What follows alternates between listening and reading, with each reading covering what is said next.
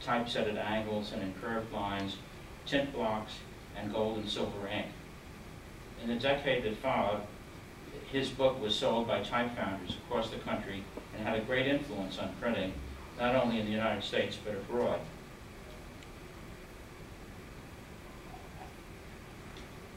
Here we can see his influence directly in this page from the typograph, and this next one from the Boston Type Foundry Specimen of 1876, 6 years later.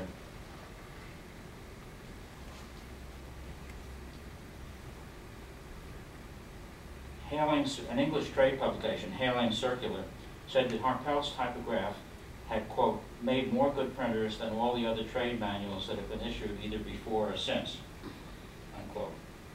Harpel's influence extended into the 1880s and 1890s, into the era of artistic printing. That's a quote. Developing commercial activity in the West, aided by railroad transportation, meant more foundries were needed. All newspapers were set in type by hand composition. In big cities like New York, there might be as many as 3 dozen comps setting type between 7 p.m. and 4 a.m. It was estimated that about 800 pounds of type was set for the average newspaper in 1851, and type was considered to be reusable for about up to 1,500,000 impressions. Smaller papers in smaller towns, like this one, had fewer compositors, but all of them relied on foundry type, which had to be replenished from time to time as it wore out. The era of the 1870s and 1880s was one of new foundries, greater competition, price wars, and through it all, a profusion of new typefaces. The larger foundries had designers or freelancers producing new faces in an endless stream. One of these designers and engravers of type was a German immigrant named Hermann Eilenberg. He became the most prolific and creative type designer of the 19th century. In his long career, he produced an astonishing variety of types. He was said to have engraved no fewer than 32,000 punches or model letters in softer metal by the end of the century, and he continued to work until 1902. We know of at least 80 typefaces designed by him, and there are probably more. Several of them are still in use now in the 21st century. And this is the patent for one of his earliest types from McKellar, Smith & Jordan, called Byzantine, and the specimen book showing of the type and a font of the type. His fellow craftsmen were not far behind him. This is some of the work of Julius Heriot, who designed the Italian black that we have already seen. The foundries advertised new types in every issue of the Inland Printer, the leading trade publication. These designers and engravers also produced a wide variety of pictorial fonts, which could be arranged in endless ways to produce exotic scenes. Some of the motifs that were in vogue in the 1870s and 1880s were exotic: Chinese, ancient Egyptian,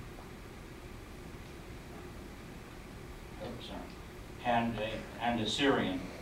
All of these themes reflected the events that were appearing in the news and decorative arts of the times. When the interest in these themes waned in the 1890s, foundries produced fonts that could be arranged to depict do-it-yourself baseball scenes, hunting scenes, and even do-it-yourself views of buildings.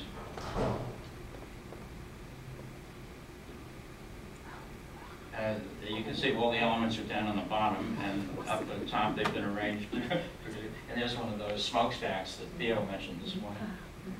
I would add that closer to our own era, the noted designer W.H. Wiggins often used bits and pieces of foundry type and ornaments to compose decorative pages.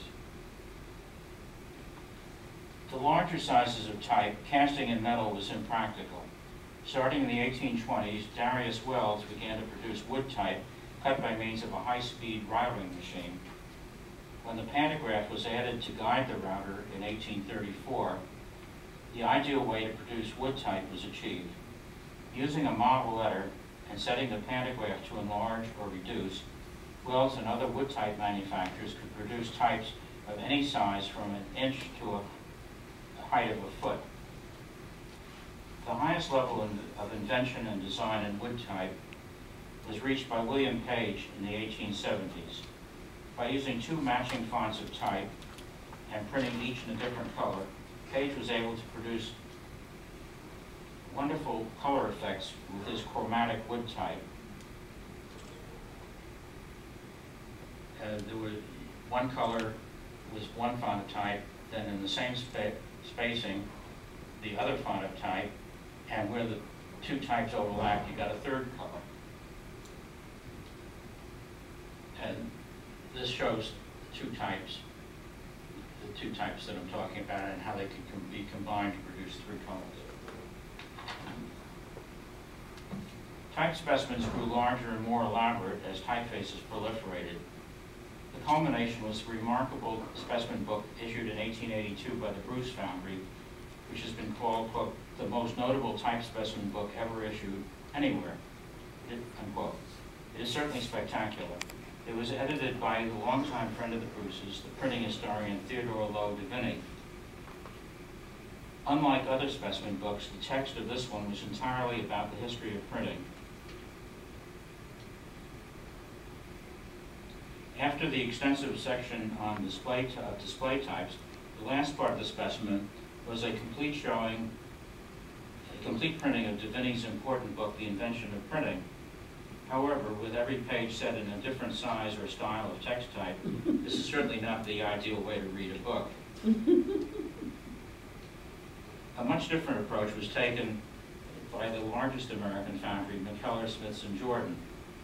Their specimen books' type showings were filled with the inventive, distinctive, whimsical text of the firm's head, Thomas McKellar. McKellar was said to have written these texts in the composing stick as he set the type. He also wrote books of poetry and hymns in his spare time. In the late 1870s, Oscar Harpel's influence began to be felt in the movement that was known as, quote, artistic printing, unquote. The style was exemplified in the work of printers William J. Kelly of New York, John F. Earhart of Cincinnati, and Andreas Haight of Poughkeepsie. Kelly was co-publisher of the American Model Printer, published in New York City under the auspices of the International Typographical Union from 1879 to 1882. This page has examples of printing by both Earhart and Haight. The magazine showed some of the best examples of artistic printing to its readers, who could copy or be inspired by the arrangements. Some of the arrangements left the text out. Clearly, this was intended to encourage other compositors to try out their own arrangements.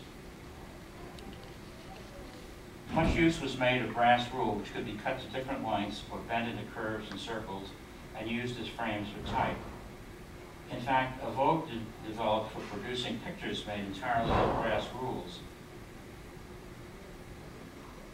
Type foundries and printer supply houses sold thousands of little machines for bending brass rules. Another influential publication was the American Printers Specimen Exchange, which was published from 1886 to 1890. It was based on a similar specimen exchange published in England from 1880 to 1897. Master printers sent in specimens of their best work, which were then gathered into a book, which was sold only to the contributors.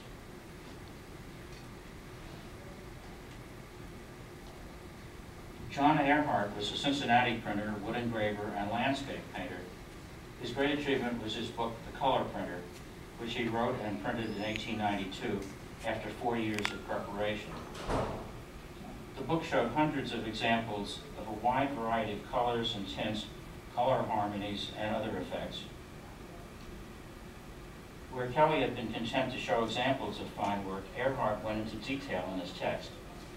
This is his comment on this page. Quote, "This plate contains 2 specimens of cards printed in gold, 3 tints, and black. Figure 320 was first printed in gold, then in a green tint, then in a rose lake tint, then in a gray tint, and then in black. Figure 321 was first printed in gold, then in a blue tint, then in a gray tint, and then in black. In both of these cards, some very fine tints are produced by printing the gray tint over the rose, green, blue, and orange tints. Here's another card by Ehrhardt, followed on the next page by a diagram of it, explaining in detail all the colors. All of this color work was printed on a Colt's Armory press and required over 1,625,000 impressions. All these publications showed a great interest in using every material available to the compositor, type, rules, colors, and tints, to create interesting and harmonious compositions.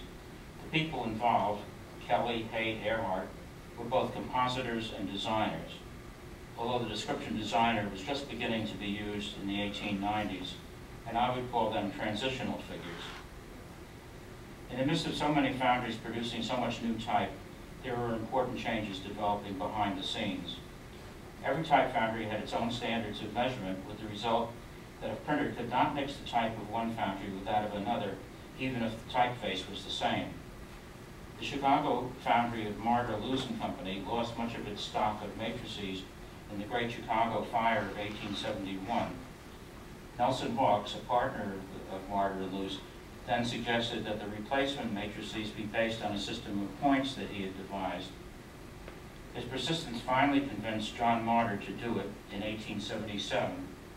A German type founder, Carl Müller, was made a partner in the firm with the responsibility of setting up the new system of type sizes. This is the title page of Carl Müller's copy of their specimen book. And this is part of a page pasted into Carl Müller's copy of the Martyr Lewis specimen book of 1881, showing point sizes at the extreme left next to the traditional names of the types.